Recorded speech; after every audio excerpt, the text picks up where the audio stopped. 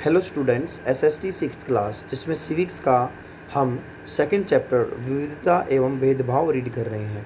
अब तक आप अच्छे से विविधता और भेदभाव के बारे में समझ चुके होंगे। अब हमने ये पढ़ा कि असमानता होती है, लेकिन असमानता को समानता में बदलने के लिए क्या करना पड़ता है, संघर्ष करना पड़ता है। वो अब हम पढ़ते हैं।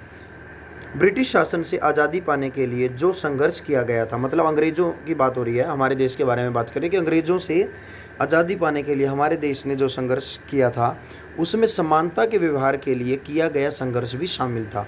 अब उसमें समानता भी देखी गई कि सभी लोग बढ़ चढ़कर हिस्सा ले रहे थे देश की आज़ादी की लड़ाई में।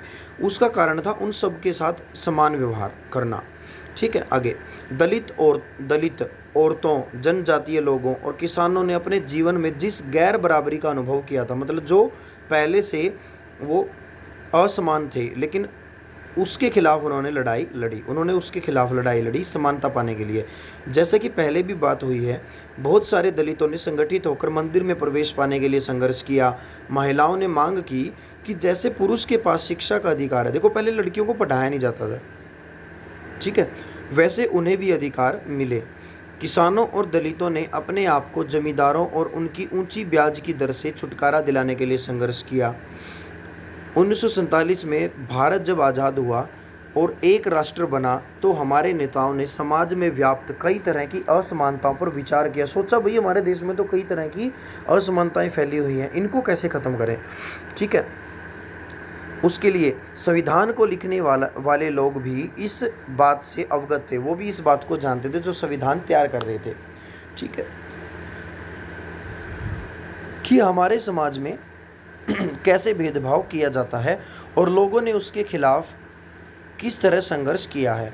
कई नेता इन लड़ाइयों के हिस्सा थे, मतलब कई लोग तो ऐसे भी थे जो इस लड़ाई, जो असमानता की लड़ाई थी, समानता के लिए लड़ाई लड़ी जाती थी, उसमें खुद भी शामिल थे। जैसे डॉक्टर अम्बेडकर, जिसके बारे में हमने पढ़ा है। इसलिए नेताओं ने संविधान में ऐसी दृष्टि और लक्ष्य रखा जिससे भारत के सभी लोगों को बराबर माना जाए, मतलब इस तरीके का वो रखा कि भाई सारे बराबर हो जाए। समानता को एक अहम मूल्य की तरह माना गया जो हम सभी को एक भारतीय के रूप में जोड़ती है। प्रत्येक व्यक्ति को समान अधिकार और समान अवसर प्राप्त हैं, मतलब सभी को भाई समान अवसर, अपॉर्चुनिटी सबको प्राप्त है।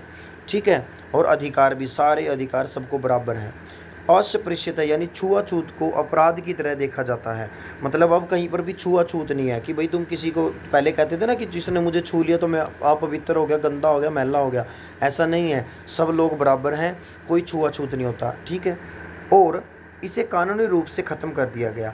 लोग अपनी पसंद का काम चुनने के लिए बिल्कुल आज़ाद थे। पहले तो नहीं था ना ऐसा, वही काम करते थे जो उसके ख़ानदान के लोग करते थे, लेकिन अब कोई भी व्यक्ति कुछ भी काम कर सकता था।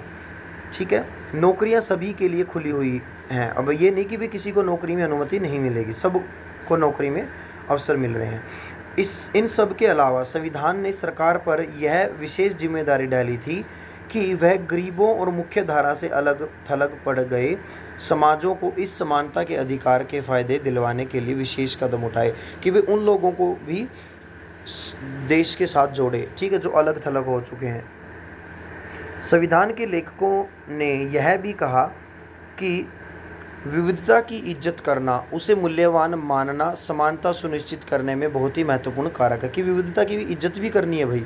ठीक है, उन्होंने यह महसूस किया कि लोगों को अपने धर्म का पालन करने, अपनी भाषा बोलने, अपने त्यौहार मनाने और अपने आप को खुले रूप से अभिव्यक्त करने की आज़ादी। अभिव्यक्त करना मतलब दूसरों के सामने पेश करना, आप अपने विचार रख सकते हो। ठीक है, तो इन सब चीज़ों की हमें सबको आज़ादी मिली हुई है। उन्होंने कहा कि कोई एक भाषा, धर्म या त्यौहार सब के लिए अनिवार्य नहीं बनाना चाहिए। ये नहीं कि भी तुम्हें सरकार ये कह दे कि भाई ये कानून सब, ये त्यौहार तो सब बनाएंगे, ये भाषा सब बोलेंगे, नहीं। जो मर्जी है लोगों की, जो वो यूज कर रहे हैं वो अपने हिसाब से कर सकते हैं। ठीक है, आगे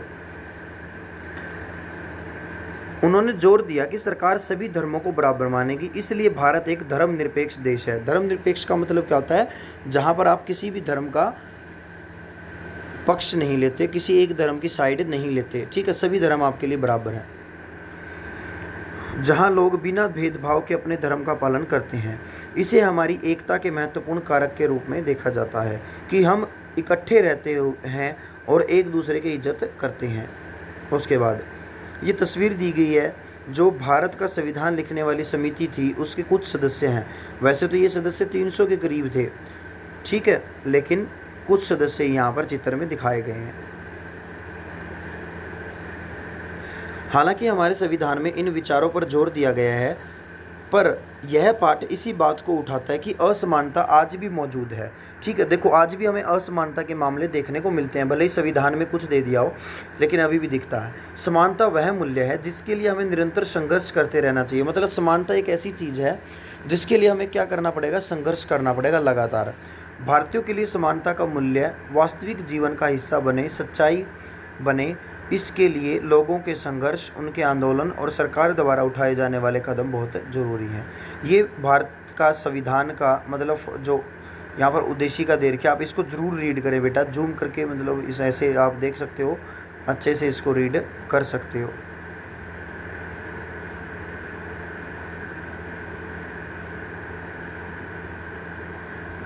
तो ये था हमारा चैप्टर जो आज कंप्लीट हो गया है। निम्नलिखित कथनों का मेल कराइए। यहाँ पर क्या दिए हुए हैं, यहाँ पर दो तरह के सेंटेंस दिए हुए हैं, ठीक है। एक तरफ तो रूढ़िबद्ध धारणाओं को चुनौती देने वाली चीज़ें दे रखी है, तो इन दोनों चीज़ों को क्या करना है, आपस में मैच करवाना, कौन सी चीज़ किसके साथ जुड़ेगी, ठीक है। तो ये था हमारा चैप्टर विविधता एवं भेदभाव, जो आई होप आपको अच्छे से समझ में आया होगा। Thank you, have a good day.